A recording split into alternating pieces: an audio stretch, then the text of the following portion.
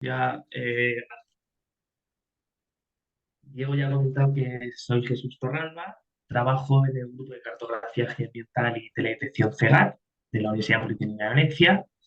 Soy ingeniero forestal, estudié ingeniería forestal y luego hice un máster en teledetección y ahora estoy haciendo el doctorado en la estimación de variables forestales con diferentes sensores LIDAR, tanto aéreos como terrestres y con nubes de puntos UAV. Hoy en concreto vamos a hablar del LIDAR terrestre del TLS, como se nombra por sus siglas en inglés, Terrestrial Laser Scanner. Bueno, esto es un poco la presentación que vamos a hacer hoy. Tenemos primero una introducción, después unas características breves del TLS, los tipos de TLS que existen, algunas recomendaciones metodológicas para la adquisición de datos en campo, tres casos prácticos, bueno, en concreto dos casos prácticos, el de la Sierra de Padán y el de la Sierra Calderona, y algunos otros trabajos que estamos realizando y unas conclusiones generales. Bien, como no sabía qué perfil iban a tener las personas que iban a asistir a esta charla, pues he decidido hacer primero una pequeña introducción de lo que viene a ser la estructura forestal. A ver un segundo que me aparecen aquí arriba. Esto. Vale, me gustaría hacer primero una introducción de lo que es la estructura forestal o a qué denominamos nosotros estructura forestal y después hablaremos un pelín de televisión, pero muy breve.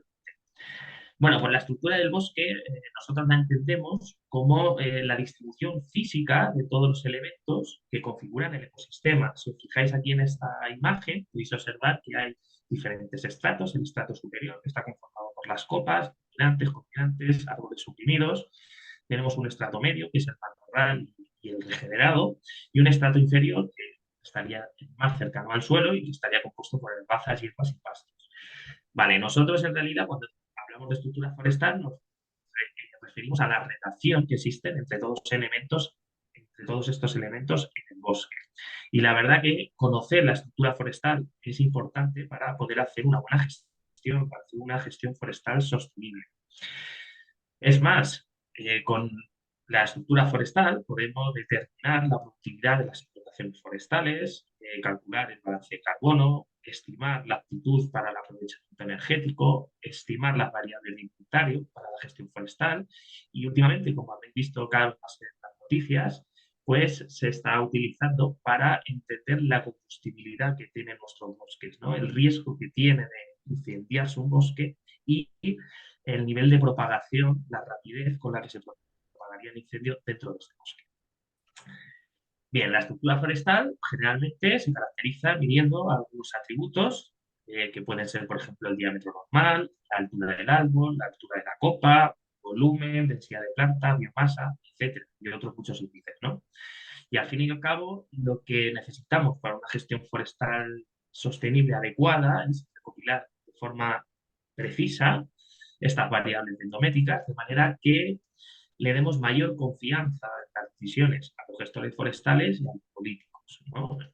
Es decir, que podamos aportar nuestro granito de arena a estos posibles avances en la planificación de la gestión forestal. Pero no sé si sois forestales o no, pero me imagino que os podéis hacer una idea de lo que cuesta hacer un inventario forestal tradicional. Implica personas, dinero, recursos, es laborioso, conlleva mucho tiempo, puede durar incluso años. Para agilizar estas labores de inventario, podemos recurrir a otras tecnologías, como es la teledetección, ¿vale? Campbell y Wang definieron en el año 2011 la teledetección como la práctica de extraer información de la Tierra, de la superficie de la Tierra y de la superficie de agua a distancia, es decir, sin entrar en contacto con los objetos.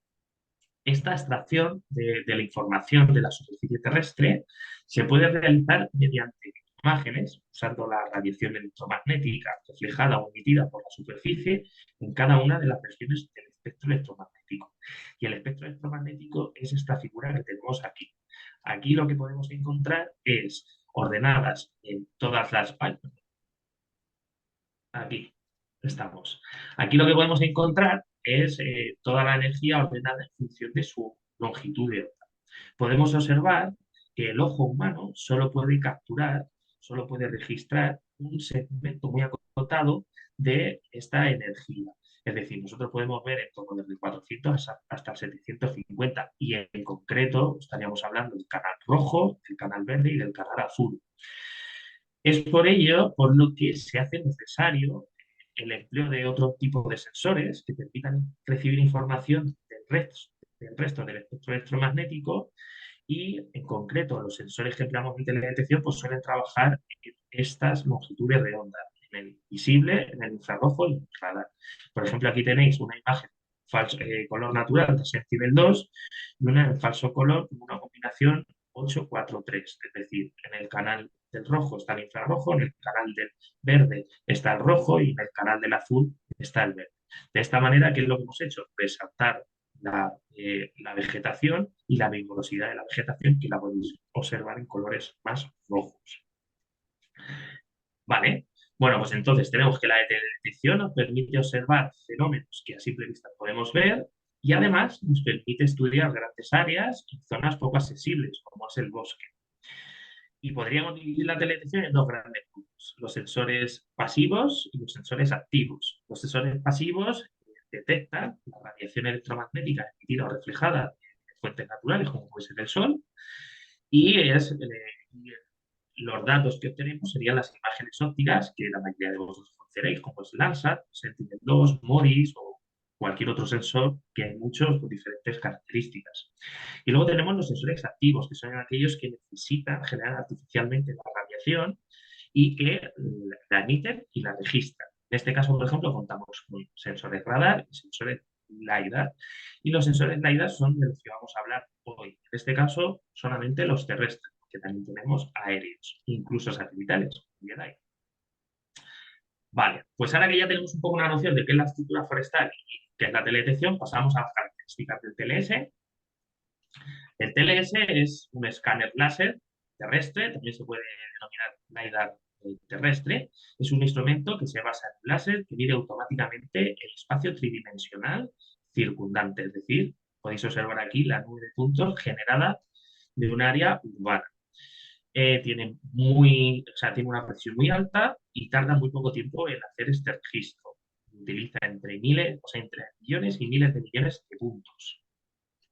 Captura las coordenadas X y Z de cada una de las superficies donde impacta el láser, genera una nube de puntos en cuestión de minutos, como os decía, y además si el sensor, esto va a depender del fabricante, y cuenta con fotografía digital, pues puede capturar también las imágenes de las superficies. Este instrumento tiene un problema, o no, se puede ver desde diferentes ángulos, que es que necesita una línea de visión para capturar la cobertura completa de la estructura que estamos estudiando. Si os fijáis en esta imagen, podéis ver que hacia dentro de la plaza está recopilada la fachada de forma perfecta, pero hacia afuera no, está el edificio cortado. Es decir, que si quisiésemos registrar el edificio completo, tendríamos que tomar datos desde diferentes ángulos del edificio. Bien, ¿y cómo mide el sensor? ¿No? Porque ya sabemos que lanza un pulso, pero ¿qué hace? Bueno, pues en realidad hay dos formas que son comunes al LiDAR aéreo, que las dos técnicas de medición del láser pues son time of flight, que es tiempo de vuelo, o diferencia de fase. En el primer caso, lo que hace es que el sistema emite un pulso de energía que impacta en el objeto y mide el tiempo que tarda el láser en ir hasta el objeto y volver al sensor. Es decir, que conociendo el tiempo transcurrido y la velocidad a la que se propaga el pulso en un medio dado, como es el aire, pues se puede obtener la distancia entre el sensor y el objeto. Estos sensores se suelen usar para medir largas distancias y objetos muy grandes. Es por lo general el que usan los sistemas LiDAR aéreos. La diferencia de fase, en cambio, lo que hace es que mide la diferencia de fase entre la onda emitida y la onda recibida. Tiene mayor velocidad, mayor resolución, pero menos precisión. Esto, por ejemplo, es de la forma de medición que se usa en los láseres de mano, que lo vamos a ver más adelante, y, por ejemplo, que lo usa también el fabricante Faro, en concreto en los Faro Focus. Y luego hay una tecnología que combina los beneficios de estas dos que os he mencionado, que se llama Lightning, y que en realidad solo lo usan los sensores TLS, Terrestre Laser Scanner, ¿vale? Está patentado por Timber y lo usa la mayoría de sus modelos. Bien, ya os he comentado que el sensor manda una láser, pero en realidad solo manda uno. Entonces tiene que tener un espejo giratorio con el que reordena la trayectoria o la dirección de ese pulso. Este espejo se llama espejo giratorio y dependiendo de la forma que tenga, pues genera unos patrones de escaneo u otros. No voy a entrar más en detalle, pero esto, si queréis, podéis entrar más. El sensor es muy sofisticado, como podéis imaginar, y una tecnología muy avanzada. Bien, además de la X, la E y la Z de cada una de las coordenadas, o sea, de cada uno de los puntos que mide el sensor, también obtenemos la intensidad, que es la energía que se refleja del objeto hacia el sensor. Como podéis observar aquí en la imagen, tenemos la copa del árbol y el tronco. El tronco tiene muchísima más intensidad que las hojas, principalmente ¿por qué? Porque en las hojas el tejido es más permeable, entonces ha traspasado la energía y en cambio en el tronco pues ha rebotado la mayor parte de ella. Los sistemas TLS suelen trabajar en infrarrojo en 1500 y 550 nanómetros de espectro electromagnético y aunque hay otros fabricantes que pues, usan el 930, 905. Para compararlo con el LIDAR aéreo, pues por ejemplo, suele trabajar en la región del verde en el 532 y en el infrarrojo en el 1064 en el 550. Y bueno, pues aquí tenéis una nube de puntos, que este es el resultado que obtenemos una vez que ya hemos terminado el escaneo, hemos hecho una serie de procesos, pues tenemos los diferentes objetos con los diferentes puntos, con la coordenada X y Z y su intensidad. Y en este caso podéis ver dos colores diferentes. El rosa representa el LIDAR aéreo, que es una fusión con el TLS, el LIDAR terrestre. Veis que existe una complementariedad entre la parte superior, debido a que el LIDAR aéreo tiene una adquisición, una vista cenital del bosque, y en este caso, pues el TLS está situado en el suelo, ¿no? Aquí podéis ver que tiene colores reales, y es porque el sensor que usamos en este caso, pues sí que tenía una cámara fotográfica, una cámara digital. Mirad, aquí tenéis una comparación entre una nube de puntos TLS y una nube de puntos LIDAR aéreo, en este caso full width. Podéis observar que en el TLS los detalles son mucho mayores, el ángulo de inserción, las hojas, etcétera, ¿no? En cambio, en el full width pues no podemos poner este tipo de detalles. Ahora bien, yo no digo que uno sea mejor que el otro, sino que pueden ser complementarios o que dependiendo del objetivo que tengamos, pues nos interese más usar uno u otro, porque por ejemplo en el fútbol pues estamos viendo que perfectamente podemos estimar la altura total del árbol, la base de la copa, e incluso podemos incluir dónde está el tronco. En cambio aquí podríamos hacer otras mediciones diferentes. Bien, ¿qué tipos de TLS tenemos? Vale, pues podemos dividirlos en dos, básicamente, que son estáticos y dinámicos. Los estáticos son fijos, significa que se ponen encima de un trípode, se instalan en un trípode y hay que ir moviéndolo junto con su trípode una parcela tantas veces como queramos registrarla. Para ello, generalmente usamos unas esferas, unos objetos artificiales, para poder luego unir entre estos escaneos. Es el sensor que más precisión tiene y que genera nubes más densas. Y luego tenemos otros tipos, que son los dinámicos, que pueden ir montados, por ejemplo, como este, en un quad, que en este caso pues, lleva un sistema de global de navegación por satélite y una unidad de medición inercial. Pueden ir montados en una mochila, como este Velodine, que en este caso, pues no necesita ni el GNSS ni el IMU, sino que va tomando puntos en común entre a medida que vas avanzando y de manera que te hace el registro de las nubes. Y luego tenemos el de mano, que este pues te da mucha más flexibilidad y adaptabilidad porque te puedes mover en la parcela por donde quieras. Cada uno tiene sus ventajas y sus desventajas. Sí que es cierto que estos de aquí, los dinámicos, pues tienen más ruido porque te estás moviendo, no son tan precisos como el fijo, pero dependiendo de la aplicación, pues puede interesar más uno u otro. Vale, aquí os he traído una tabla de comparación con algunos sensores, hay más. En concreto, he querido destacar aquí 4 fabricantes: Leica, Faro, Trimble y Velodine. No me pagan ninguno de ellos, por si acaso. Y bueno, simplemente para que sepáis que existen diferentes y en las características, algunas características destacables, ¿no? Por ejemplo, la precisión, pues significa cuánta es la distancia que hay en milímetros entre los puntos, ¿vale? A 10 metros, a 20 metros, a 30, a 100. La tasa de medición, es decir, cuántos puntos por segundo. Esto nos puede interesar si no tenemos, si cuando organicemos una campaña de campo, porque tiempo. La longitud de onda, como comentaba, van desde los 860 hasta 1550. El alcance máximo, que en realidad, por ejemplo, nosotros que trabajamos en parcelas forestales de 15 metros de radio, pues nos sirve cualquiera de estos. El peso, esto lo he querido poner porque en realidad el que lleva el TLS en campo soy yo. Y no es lo mismo ir con un aparato de 11 kilos que uno de 1. Entonces, sabéis que las parcelas forestales, por lo general, están en sitios donde hay que andar, es pendiente, no es fácil, el camino es abrupto. Entonces, el peso puede ser un factor determinante. Y luego, por otro lado, pues el precio, para que os hagáis una idea de que oscilan entre 20.000 y 70.000 dólares. Hay más y con diferentes precios, ¿eh? Pero bueno, vale. Algunas recomendaciones eh, para tomar los datos en campo. Lo primero que quería mencionar es que la precisión que vamos a alcanzar con el TLS en una parcela forestal pues va a depender principalmente de 3 factores. Podría haber más, pero vamos a resumir en 3. La estructura del bosque, es decir, la composición de especies, la densidad, la altura de la base de la copa, la presencia de matorral. Todo ello va a hacer que tengamos una nube más densa o menos porque vamos a generar más zonas de oclusión, es decir, más áreas donde el TLS no va a poder capturar información.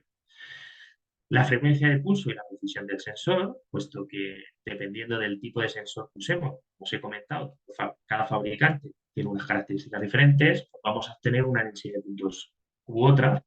Y la metodología de adquisición. No es lo mismo que tomemos una toma, que hagamos 5, y no es lo mismo que las pongamos todas juntas que separadas. Es decir, la distribución de las tomas también puede ser importante. Vale, algunos tips. Bien, respecto a la planificación, tenemos que determinar cuál es el objetivo de nuestro estudio. Eso es fundamental. Un escaneo o varios, ¿vale? ¿Cuánto tiempo disponemos? ¿Cuántas parcelas queremos hacer? Tenemos que analizar el área, levantar, determinar las posiciones óptimas del escáner. ¿Por qué digo esto? Les he puesto esta foto a propósito. Vale, porque aquí tenemos el escáner, justo detrás un árbol. Esto significa que todo lo que haya detrás del árbol no lo vamos a registrar. Es decir, que si no hiciéramos otro escáner al otro lado, probablemente toda esa zona de la parcela no vamos a tener ningún dato. Y también hay que determinar las posiciones óptimas de los puntos de referencia. Es decir, si vamos a tomar, por ejemplo, 5 escaneos, pues tenemos que intentar ver estas figuras desde la mayoría de ellos. Bien, cuando ya estamos en campo, ¿qué hacemos? Pues estacionamos el escáner, para eso hay que montar un trípode, si estamos hablando del fijo, sujetamos el escáner al trípode y nivelamos el escáner. Hay algunos proveedores que ya lo nivelan solo, ¿vale? O sea que automáticamente el sensor se autonivela, siempre y cuando no esté demasiado mal el trípode, ¿no? Demasiado descompensado. Vale, después tenemos que definir los ajustes del escáner, que eso no voy a entrar porque cada fabricante es diferente, aunque todos básicamente tienes que hacer los mismos pasos, resolución, tipo de imagen, si es que va a capturar imágenes, área a escanear, porque recordemos que estos sensores pueden escanear en 360 grados en el ángulo horizontal y en el ángulo vertical en 300. Es decir, que si quisiéramos también podríamos limitar el escaneo a un árbol singular. Y en ese caso, pues solo registrar ese árbol. Y luego lo que tenemos que hacer es colocar estas esferas que estoy viendo aquí, ¿vale? Esa bolita blanca, se llaman esferas de referencia, pueden ser dianas. La literatura dice que al menos hay que poner 3, pero yo por mi experiencia propia os recomiendo que al menos pongáis, o sea, 3, perdón, que sean visibles desde cada posición del escáner, ¿vale? Tenemos que ponernos en el lugar del escáner y ver estas referencias. Yo os recomiendo que en vez de 3 sean 5, pero luego cuando vas a hacer el registro no siempre encuentras estas 3. Y es conveniente etiquetarlas siempre y cuando tengamos fotografía. Vale, y una vez que ya tenemos todo organizado, pues comenzamos el escaneo. Después de terminar el escaneo, podemos comprobar in situ los datos, es decir, revisamos qué tal nos ha salido, si está de acuerdo a lo que nosotros esperábamos y hemos registrado el área que necesitamos. Y si vamos a hacer una georreferenciación de esta nube de puntos, una georreferenciación absoluta, deberíamos definir las coordenadas a estas esferas. Bueno, pues una vez que ya tenemos los datos, llegamos al laboratorio, a nuestra oficina, ¿y qué hacemos con ellos? Bueno, lo primero que os recomiendo es descargar los datos y hacer una copia. Eso es lo primero, antes de hacer nada. Una vez que hemos hecho la copia, vamos visualizando cada uno de los escaneos para que eh, descartemos posibles errores antes de hacer el registro. ¿Qué significa el registro? Pues el registro significa que yo he tomado, por ejemplo, aquí 11 escaneos, cada uno podéis verlo de un color, y lo que voy a hacer es unirlos en una única nube de puntos, que es esta de aquí. Este registro puede ser directo o indirecto. Hay algunos sensores, como el Leica 360, que ya te hace un registro directo, aunque hay que supervisarlo por lo menos en zonas de bosque, en zonas urbanas no. Pero el indirecto es el que nosotros hemos usado siempre, se basa en el registro mediante objetos, que son las esferas que os he mostrado. También se puede hacer nube a nube o superficie a superficie, pero en el caso del bosque, nube a nube, superficie a superficie es muy difícil porque no vamos a encontrar patrones como se encuentra, por ejemplo, en sitios urbanos, ¿no? No tenemos ángulos rectos, no tenemos... Es muy difícil ver la misma rama desde diferentes ángulos. Entonces, siempre nos vamos a basar en los objetos. Una vez que ya tenemos el registro, hacemos la georreferenciación para dotar de coordenadas absolutas a la nube de puntos y hacemos un filtrado de recomendación, pues que usemos el software del mismo fabricante que el sensor. ¿Por qué? Porque cada sensor y cada sensor te da un tipo de dato diferente. Entonces, la recomendación es usar siempre el sensor del fabricante. Ahora bien, si no, podemos usar el que tengamos. Algunos casos de estudio. Os voy a empezar primero con el de la Sierra de Espada. La primera vez que fuimos a medir nosotros, dijimos, bueno, pero ¿y dónde pongo el sensor? ¿Qué hago? ¿Dónde lo sitúo? ¿Cuántos escaneos tengo que hacer? ¿Dónde los pongo? ¿Cuánta es la densidad de puntos que necesito?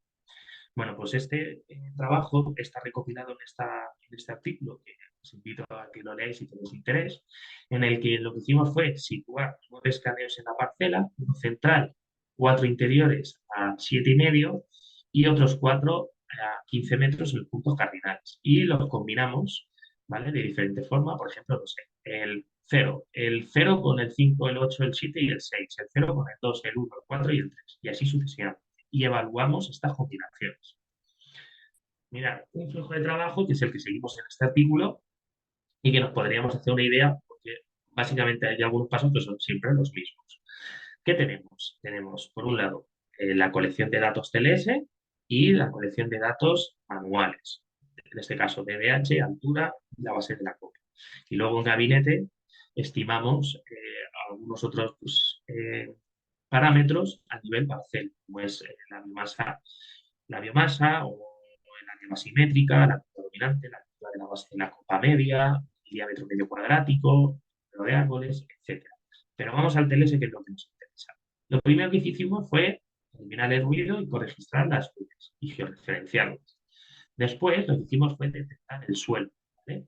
Aplicamos una serie de filtros para determinar qué puntos pertenecían al suelo y así poder generar un modelo digital de elevación.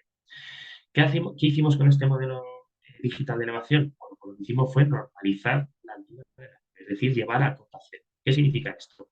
Pues que si yo tengo aquí en la coordenada z un valor de 500 y aquí tengo el valor 516, una vez que yo normalizo la nube, que es esta de aquí, pues este valor será 0 y este de aquí será el 16. Es decir, que yo ya puedo medir directamente la altura de ese árbol. Vale, hasta aquí es un proceso más o menos que se usa habitualmente. Hay otras formas de abordar las metodologías TLS, pero esta es bastante común. Bueno, en este trabajo en concreto, ¿qué hicimos? Bueno, pues combinar los escaneos, obtener unas métricas de altura de la nube de puntos, es decir, la altura máxima, la media, la curtiosis, la devolución estándar, la moda, los percentiles, los momentos, etc. Teniendo estas métricas de la nube de puntos por parcela y estas métricas de bosque, creamos una serie de regresiones, unos modelos de regresión lineal múltiple para cada parámetro forestal. Hicimos un análisis comparativo. Y una vez que obtuvimos el mejor modelo para cada parámetro, pues hicimos una reducción aleatoria de la densidad de puntos. ¿Qué obtuvimos como resultado? Acordaros que nuestro trabajo era definir cuántos escaneos y dónde lo poníamos. ¿Vale? Pues ¿qué tuvimos? Pues tenemos como resultado que, por ejemplo, para todos los escaneos observamos que teníamos, o sea, para todos los parámetros observamos que teníamos un número de escaneos determinado, es decir, que era el más preciso.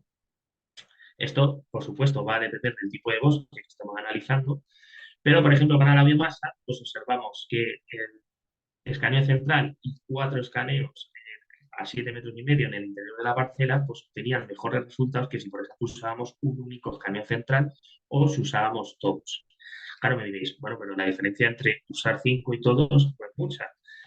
En términos de precisión no es mucha, pero en términos de tiempo sí, porque hacer 5 escaneos tardas media hora y hacer 9 quizá tardes una hora entera. Entonces sí que es conveniente utilizar al máximo la adquisición. También observamos en este trabajo que entre usar la nube de puntos con la densidad máxima a usar muy poca densidad, pues se mantenía la estructura interna de la parcela, es decir, que podíamos seguir la estructura de la parcela sin necesidad de usar toda la densidad de puntos. Y eso es lo que muestran en estas figuras. Es decir, como podéis ver aquí, en el eje X tenemos el porcentaje de puntos en la nube y el número de puntos en la parte superior, el R cuadrado ajustado y el RMS. A medida que vamos reduciendo la nube de puntos, esto está ajustado a una exponencial negativa, a medida que vamos reduciendo la nube de puntos, pues veis que se produce en algún momento un quiebre y es decir que ya la densidad de puntos es demasiado poca como para estimar con precisión este parámetro concreto que era la biomasa. También vemos que, por ejemplo, el error pues, se va dispersando cada vez más. Es decir, que lo óptimo pues, estaría en torno a este punto de aquí. ¿Vale? Hasta aquí podemos reducir. ¿Qué significa esto? Pues que del 100 podemos pasar a entre un 1% a un 0,1% de la densidad de puntos. Es decir, que no hace falta trabajar con toda la densidad de puntos para este trabajo en concreto. Otro trabajo, el de la Sierra Caldera. Pues aquí lo que hicimos fue estimar los parámetros forestales de Pinojale-Persis a partir de número de puntos TLS, UAV, es decir, número de puntos fotogramétricas y la fusión del TLS y UAV. ¿Vale? ¿Qué es lo que hicimos? Pues igual que antes, modelos de regresión múltiple para la altura, el diámetro normal, la biomasa y el volumen. También medimos de forma automática y directa sobre la nube de puntos con el algoritmo RANSAC. Y también estimamos la biomasa y el volumen con corteza a partir de funciones alométricas. ¿Qué obtuvimos? ¿Qué resultados tuvimos? Bueno, pues lo primero, que se pudo hacer una detección del 100% de los árboles de forma automática, ¿vale? No voy a entrar en cómo lo hicimos, si queréis ahí tenéis la publicación, lo podéis leer, pero vamos, básicamente lo que hicimos fue adaptar un Compass Hue a las copas de los árboles de manera que pudiéramos identificarlos y separarlos del conjunto de árboles. Vale, ¿qué más obtuvimos? Pues mirad, está la nube TLS, está la nube UAV y esta es la fusión de ambas. Podéis ver la distribución de alturas en este perfil, donde podemos ver, por ejemplo, que en el TLS la mayor parte de los puntos se concentran a la altura media de la copa, del UAV en la parte superior y de la fusión pues ya hay una distribución más homogénea. Sí que es cierto que el TLS está puesto en el suelo, entonces es normal que adquiera más puntos de esta zona. El UAV está volando, es decir, que adquiera más puntos de la parte superior de la copa. Entonces, probablemente la sinergia de ambas tecnologías pues, pueda funcionar muy bien. Para el caso de la altura, no tuvimos nosotros prácticamente diferencia. Para el TLS un 0,89, para el nuevo un 0,88 y para la fusión un 0,90. Pero más que nada fue porque estos árboles están aislados y era bastante fácil determinar la altura por el TLS, ya que es una de las variables donde más problema encontramos. Respecto al RANSAT, que es la forma de medir una de las formas de medir automáticamente el diámetro normal, bueno, pues lo que hace es que asimila al tronco del árbol a una forma geométrica, en este caso un cilindro. Bueno, pues tuvimos una precisión muy buena, 0,91, comparado con el resto o con la regresión lineal, pues prácticamente pues, no tiene el TLS, ¿no? Frente a los otros dos conjuntos de datos, pues no tiene nada que envidiarles, o sea, es prácticamente autónomo y sale muy bien los resultados. Otros trabajos que estamos haciendo o que ya hemos hecho. Bueno, este ya lo hemos hecho, que fue una evaluación del uso de vida discreto, full waveform TLS, en la clasificación por composición de especies del bosque mediterráneo. Aquí lo que usamos fueron diferentes métricas de las tres nubes de puntos para intentar clasificar tipos de bosques. Y lo que nos dimos cuenta fue que el LiDAR aéreo, full waveform y el TLS, pues mejoran la clasificación de aquellos ecosistemas que tienen matorrales, que tienen sotobosque y que tienen diferentes especies, es decir, se comportaban mejor en las parcelas mixtas que en las parcelas puras. Ahora mismo estamos trabajando otro estudio en el que estamos fusionando las nubes de puntos TLS y ALS, como os comentaba, para complementar esta parte del TLS que no es capaz de capturar, que es una parte superior de las copas. Y como podéis ver aquí, pues se complementan muy bien. Los puntos rosas representan el LIDAR aéreo, el resto representan el TLS. Derivado de este trabajo, lo que estamos haciendo es extraer de forma automática todas las medidas de los árboles. Pues la altura, la posición de copa, la base de la copa, el diámetro, la altura del pecho, etc. Y también estamos trabajando en la clasificación de especies. En la izquierda el vídeo es mío, de la derecha no. En la izquierda estamos trabajando en la detección y automática de las especies y clasificación de las mismas. Y en la derecha, pues son una clasificación de árboles. Para hacer esto, pues para los árboles sí que existen ya unas librerías de R que están implementadas y que se pueden usar, pero para los arbustos, pues estamos trabajando en ello. Bien, y por último, algunas conclusiones. Pues deciros que la capacidad del TLS, o sea, el TLS tiene una capacidad enorme para documentar de forma rápida, automática y con un nivel de detalle milimétrico el bosque, que en realidad el TLS mejora mucho la eficiencia del inventario forestal tradicional, pero sí que es cierto que el TLS fijo, a diferencia de los TLS dinámicos, pues también está limitado, ¿no? Porque hay que situarlo en el bosque. Es decir, que probablemente el desarrollo del TLS vaya, en términos de bosque, vaya enfocado hacia los TLS móviles, ya que son mucho más versátiles, ¿no?, en la captura de datos. También con el TLS hemos demostrado que se pueden detectar los atributos del bosque, de los árboles, con mucha mayor precisión y con mucha mayor precisión que si lo hiciéramos en campo.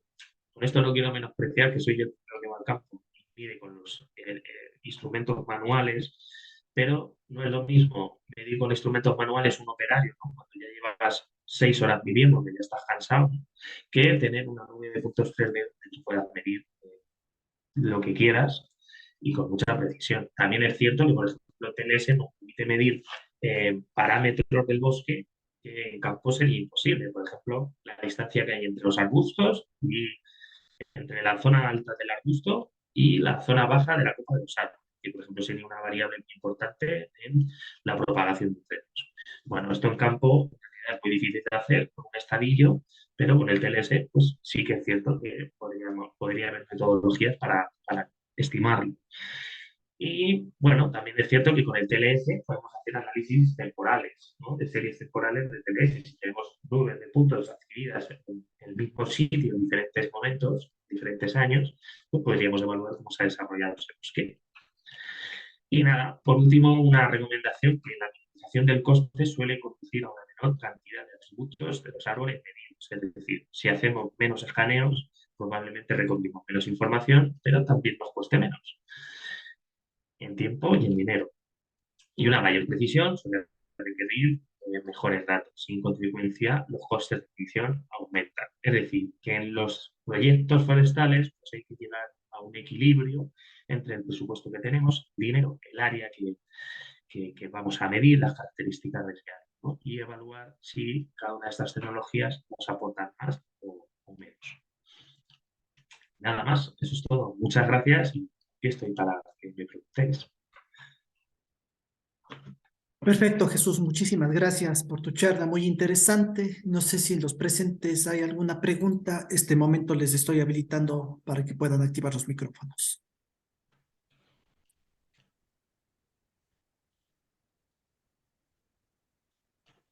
Quizá he corrido demasiado en algún punto, pero no sé si tenéis alguna duda o algo, pues me podéis preguntar lo que Ya, queráis. perfecto. Omar Delgado, si es que procedemos con su pregunta, por favor. Gracias, Diego, por la oportunidad y felicitaciones, Jesús. En realidad, muy clara la exposición que nos ha permitido, para quienes no manejamos directamente ningún sistema líder, pues Sí, nos es de mucha ayuda toda la información que nos has brindado. A este punto, entre las diapositivas que ibas presentando de los resultados de la experiencia, claro, queda muy evidenciado que el líder terrestre al menos yo lo percibí así, y si me equivoco, Sí, pues por favor, para eso es la consulta. Justamente en esta imagen es donde me llamó mucho la atención. Entiendo que el TLS, pues efectivamente podías capturar toda la estructura, pero tiene la limitación en altura, y esto lo has complementado con el UAV. Entonces, esta correcto. función realmente comparado, y yo lo que quisiera consultarte es, ¿qué es más efectivo? ¿Esta combinación entre el TLS UAV o tal vez el TLS con el LIDAR aéreo? De la experiencia que tienes, ¿qué es mejor? No sé si es correcto lo que te estoy planteando. Sí, sí, sí, es muy interesante. Pues bien, Omar, la verdad es que la fusión de este tipo de datos va a depender del dato que tengas. Las nubes fotogramétricas obtenidas con UAV, pues en realidad un UAV es más barato que un TLS, se puede volar eh, fácilmente, dependiendo de las restricciones que haya en cada lugar, ¿no? En cada país, pero la nube de puntos que te da va a depender también de el tipo de vuelo que realicemos. Por ejemplo, en este caso, puedes ver aquí que los flancos del árbol no se han registrado. Eso es más que nada por el ángulo con el que se obtuvieron las imágenes. Se podrían haber modificado los ángulos de manera que hubiéramos obtenido algo de información de estos flancos. Y luego tenemos el LIDAR, el ALS, que sí que es cierto que el ALS nos va a dar más información, ya no solo de la copa, sino también a ver si funciona el vídeo. Funciona. Ahora, no quiere. Que nos va a dar también más información de otras partes de nuestro bosque. ¿Qué es lo mejor o lo peor? Bueno, va a depender del estudio que quieras hacer. Por ejemplo, con el ALS sería suficiente para determinar la altura básica, como puedes observar aquí. Ahora bien, si quieres obtener una serie de métricas de combustibilidad de la copa del árbol, por ejemplo, pues en ese caso a lo mejor sí que te interesa más tener la forma completa de la copa, que es la que te da el UAU. Pero en general va a depender de la disponibilidad de datos que tengas. Nosotros te he mostrado dos trabajos que hemos hecho, uno con UAV, porque en ese caso tenía UAV y en este caso tengo el ALS y el TLS. En principio, depende del propósito de estudio que tú tengas. Correcto. No sé si he respondido a tu pregunta, Omar, Sí, pero podemos sí, profundizar más si sí. quieres. Muchísimas gracias, mejor Jesús. Y si no te incomoda, quisiera consultarte otro tema. Debo yo Sí, suponer que efectivamente en estos espacios de los ejemplos que nos has podido compartir, eh, el TLS que has empleado, ¿no es cierto? El LIDAR terrestre, pues, ¿cómo sientes en cuanto a la densidad? ¿A qué me refiero? ¿Por qué te consulto esto o hacia dónde va dirigida mi consulta? Posiblemente el ALS, pues, o el LIDAR aéreo, sea más efectivo cuando la densidad de vegetación sea muy alta. Estoy pensando, por ejemplo, en los espacios tipo Amazonía, o tal vez lo que nosotros acá le conocemos como el chaparro, que es la vegetación arbustiva, que es precisamente tan denso que en ocasiones pues no puedes traspasar. Si uno está caminando, pues no es tan fácil la forma de llegar a un sitio para hacer un levantamiento. Entonces, lo que primero se me ocurre es que probablemente el LIDAR aéreo en esos espacios sería más efectivo que el terrestre, y donde permita sí, la densidad, pues efectivamente, donde haya paso para poder caminar, pues posiblemente lo más efectivo sea el terrestre, ¿no? Y la combinación de los dos claro, parecería fantástico. El tema siempre es el presupuesto que uno tiene para poder adquirir estos exactamente. equipos, ¿sí? Pues Es nada, eso. Omar, sí, sí, no. Yo aquí te tengo que dar la razón, sí. A ver, en zonas muy inaccesibles o muy densas, pues lo más apropiado probablemente sea usar un lugar aéreo. Además, porque también vas a cubrir mucho más área, ¿no? El UAV también está limitado a volar en un espacio que es lo que te dé las baterías que tengas, de las que dispongas, y el TLS, al fin y al cabo, hay que estar en el terreno. Entonces, en casos así, como me mencionas, pues probablemente la mejor opción sea mirar aéreo, ya sea discreto, full waveform o incluso satelital. En aquellos sitios donde se pueda complementar la información obtenida desde el aire, la información obtenida del suelo, pues probablemente sea muy interesante, porque así sí que podría reconstruir el perfil completo de la vegetación, porque probablemente el hilar aéreo, esas zonas también vaya a tener otro problema, que es como las copas tienen tanta tangencia y hay tanta vegetación, tampoco vas a tener mucha información de la parte intermedia del dosel, ¿no? Pero la mayoría de los retornos se van a quedar en la parte de arriba, pero sí que es cierto que podrías conocer la superficie del bosque, la altura, incluso pues, los gaps, ¿no? Los huecos que hay, Mm. etcétera. Sí, claro. Muchísimas gracias, Jesús. Muchas gracias por Nada, tío, Omar. sobre todo estas Gracias. únicas experiencias. Gracias, Diego. Listo. No sé si existe alguna otra pregunta adicional.